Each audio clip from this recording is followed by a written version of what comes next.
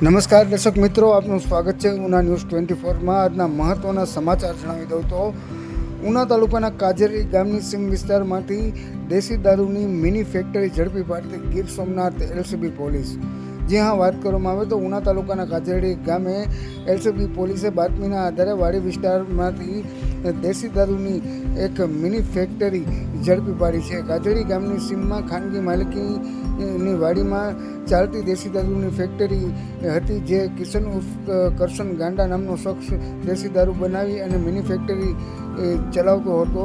આશરે 40 લીટર જેટલો દેશી દારૂ તેમજ ગેસના બાટલા, પ્લાસ્ટિકના કેન, ગોળ ભરેલા ડબ્બા સાથે કુલ 57,540નો મુદ્દામાલ ગીર સોમનાથ એલસીબી પોલીસે જપ્ત કર્યો છે। આ સાથે હજારો લીટર આથેલો ભરેલો પ્લાસ્ટિકના ટીપણામાં દારૂ જે હતો તેનો એલસીબી પોલીસે નાશ કર્યો છે।